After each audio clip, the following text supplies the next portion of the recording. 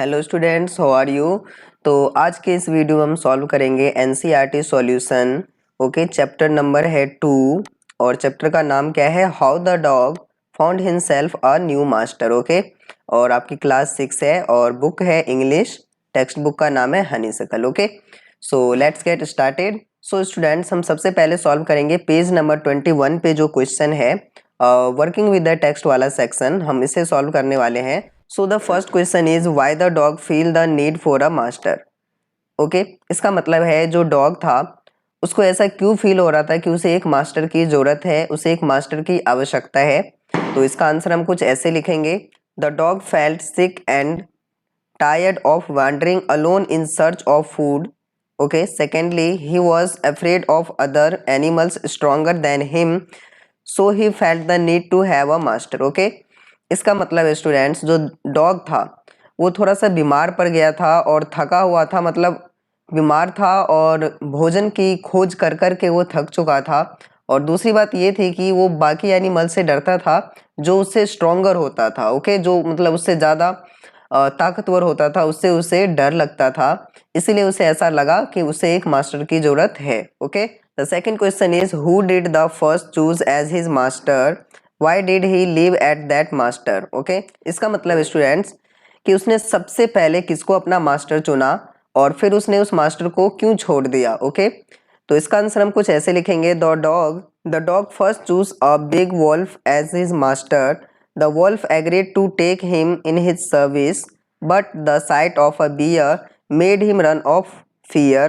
Seeing that the bear was stronger than the wolf, the dog left him and changed his master. Okay, मतलब जो dog था उसने सबसे पहले जो भेड़िया था, वुल्फ था, ओके, वुल्फ को अपना मास्टर मान लिया था। और जो वुल्फ था भेड़िया, वो भी उसको अपने साथ सर्विस देने में एग्री हो गया था, मतलब उसको अपने साथ रखने में एग्री हो चुका था। लेकिन एक बार क्या होता है कि बियर को देख के जो वुल्फ है, मतलब भालू को देख के भेड़िया डर जाता है और उसको देख के वो भागने लगता है। और इसलिए भागता है क्योंकि जो बियर है वो वुल्फ से स्ट्रांग होता है। ठीक है, तो जो डॉग है इस वजह से ही उसको छोड़ दिया, मतलब भेड़िया को छोड़ दिया। तो अब बढ़ते हैं नेक्स्ट क्वेश्चंस की ओर। तो नेक्स्ट क्वेश्चन है students, who did he choose next, मतलब उसने उसके बाद किसको चूज किया, मतलब किसको अपनाया। तो the dog first took up service with the wolf, but he found the wolf afraid of the bear, the stronger of the two, so he choose bear as his new master. Okay, तो जैसा कि अभी हमने first question में देखा, सबसे पहले dog ने किसको अपना मास्टर चुना था, वुल्फ को। और फिर वो उसने क्या देखा कि जो बियर है वो उससे डर के भाग रहा है, बियर उससे कहीं शक्तिशाली है, इसलिए उसने क्या किया, बियर को ही अपना मास्टर बना लिया। ओके ओके स्टूडेंट्स, बढ़ते हैं नेक्स्ट क्वेश्चन की ओर। तो नेक्स्ट क्वेश्चन है, why did he serve the lion for a long time. उसने लायन को अपना जो मास्टर है वो काफी लॉन्ग टाइम तक, काफी लंबे समय तक माना रहा, ऐसा क्यों। ओके, तो the bear was strong but weaker than the lion ruled the forest, he was said to be the strongest beast on the earth, so the dog left the bear and joined the lion.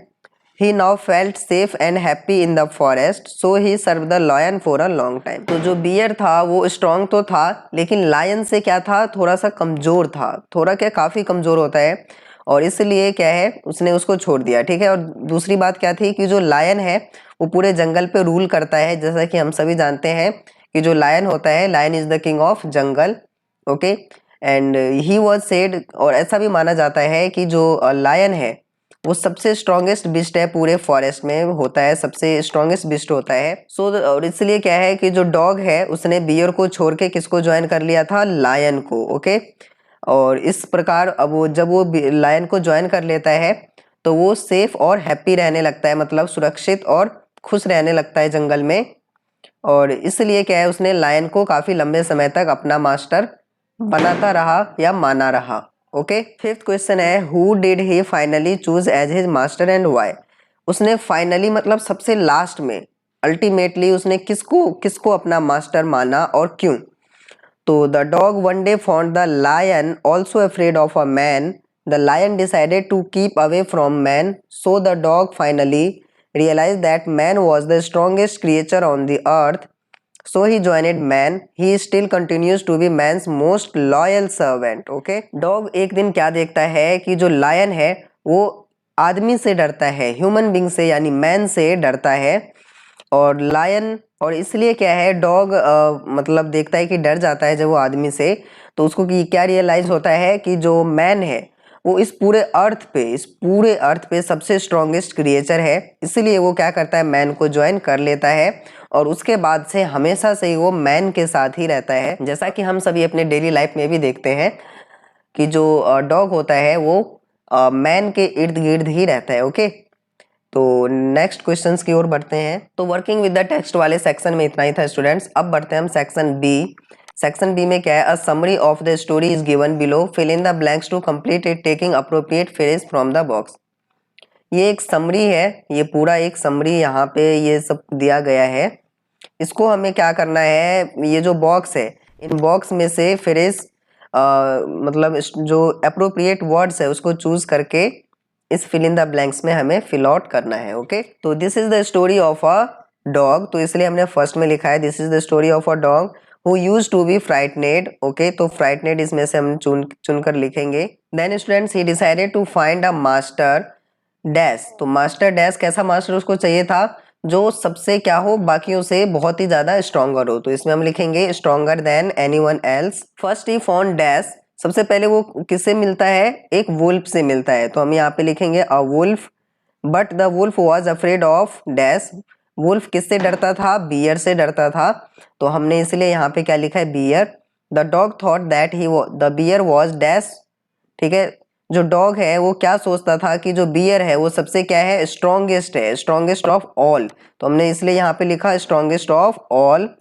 After some time the dog met a dash, कुछ समय बाद dog किससे मिलता है, एक lion से मिलता है, who seemed the strongest, he stayed the lion for long time, one day he realise that the lion was dash, lion को क्या हुआ था, लायन आदमी से डर गया था, यानी एफ्रेड ऑफ मैन। ओके, तो हम यहाँ पे लिखेंगे afraid of man. To this day the dog remains man's best friend, और जब से क्या हो गया था कि जो डॉग है वो आदमी के साथ ही रहने लग गया। तो कुछ इस तरीके से हम फिल करेंगे स्टूडेंट्स। और अब हम बढ़ते हैं नेक्स्ट क्वेश्चंस की ओर। ओके स्टूडेंट्स, तो यहाँ पे क्या है, वर्किंग विद द लैंग्वेज वाला सेक्शन आ गया है। वर्किंग विद द लैंग्वेज, इसमें क्या है, each word in the box given below indicates large number of example, a herd of cows refers to many cows, ठीक है, मतलब यहाँ पे क्या है, जैसे कि अ हर्ड ऑफ कॉज का मतलब होता है बहुत सारे कॉज, ठीक है, तो यहाँ पे कुछ ऐसे ही हमें दिया हुआ है, हमें इन बॉक्स में से फाइंड आउट करके इसको फिल आउट करना है। तो फर्स्ट है students a dash of ships, तो इसमें क्या आएगा, मतलब जब बहुत सारे शिप्स होते हैं तब उन्हें क्या कहा जाता है, अ फ्लीट ऑफ शिप्स, तो हम फर्स्ट में लिखेंगे फ्लीट, यहाँ पे मैं इसे फर्स्ट लिख देता हूँ। एंड नेक्स्ट है अ डैश ऑफ फ्लावर्स, तो मतलब बहुत सारे फ्लावर्स को क्या कहते हैं, बंच कहते हैं, अ बंच ऑफ फ्लावर्स, तो ये सेकंड में हम लिखेंगे a bunch of flowers. Third है अ डैश ऑफ चिक्स, बहुत सारे जब चिक्स होते हैं तो उसे क्या कहा जाता है, a brood of chicks. Okay, तो थर्ड में हम लिखेंगे a brood of chicks. And fourth है अ डैश ऑफ कैटल, बहुत सारे कैटल्स को क्या कहते हैं, हम हर्ड कहते हैं, यानी झुंड कहते हैं, तो हम लिखेंगे अ हर्ड ऑफ कैटल फोर्थ में। फिफ्थ है डैश ऑफ स्टिक्स, बहुत सारे स्टिक्स को क्या कहते हैं, बंडल। ओके, तो a bundle of sticks. Okay students, a dash of ship, बहुत सारे शिप्स को क्या कहा जाता है, फ्लॉक। ओके, तो a flock of ships. A dash of fish, a school of fish, ठीक है, बहुत सारे फिश जब होते हैं कह देते हैं हम अ स्कूल, मतलब एक पूरा ग्रुप बना होता है उनका। ओके, एंड नेक्स्ट है dash of wolves, a pack of wolves, ये है एट्थ। तो कुछ इस तरीके से हम इन फिलअप्स को फिल आउट करेंगे।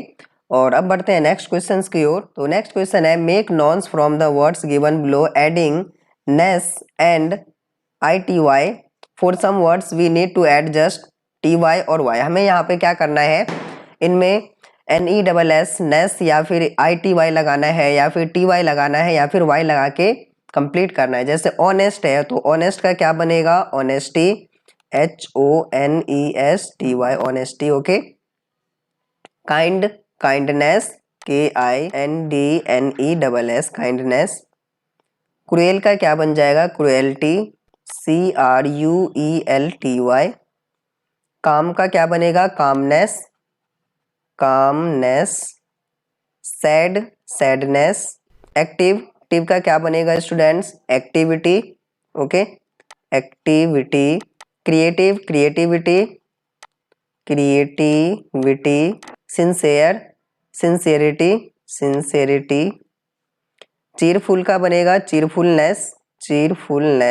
बिटर का क्या बना सकते हैं हम, bitterness. Okay, sensitivity, greatness. Okay students, तो कुछ इस तरीके से हमें इसे फिल आउट करना था। ओके स्टूडेंट्स, बाकी अगर आप चाहते हैं इसको आप ऑनलाइन एक्सेस कर सकते हैं इन एनसीईआरटी सॉल्यूशंस को। इसके लिए आपको जाना होगा हमारे वेबसाइट पे, टेक्सुअल सॉल्यूशन पे। एक्चुअली इसका जो डायरेक्ट लिंक है आपको डिस्क्रिप्शन बॉक्स में मिल जाएगा, और अगर आप चाहें तो वेबसाइट पे जाके भी वहां से भी एक्सेस कर सकते हैं, जिसका नाम है टेक्सुअल सॉल्यूशन। वहां पे जाके आपको क्लास 6 में जाना है, क्लास 6, उसके बाद जाना है इंग्लिश में जाने के बाद आपको अपना बुक चूज करना है हनीसकल। ओके स्टूडेंट्स, हनीसकल में जाने के बाद आपका जो चैप्टर का नेम है how the dog, chapter 3 I think, हाँ, इसमें जाने के बाद आपको यहाँ से ये जो मटेरियल है पूरा मिल जाएगा। तो आई होप स्टूडेंट्स कि आपको वीडियो समझ में आया होगा, एनसीईआरटी सॉल्यूशन समझ में आया होगा। अगर आया तो केवल अपने पास मत रखिए वीडियो को, अपने दोस्तों के साथ इसे शेयर भी कीजिए। ओके, अपने फ्रेंड्स के साथ इसे शेयर भी कीजिए, और चैनल पर नए हैं तो सब्सक्राइब भी कर लीजिए, और वीडियो पसंद आया हो तो लाइक भी कर दीजिए। Okay, bye bye.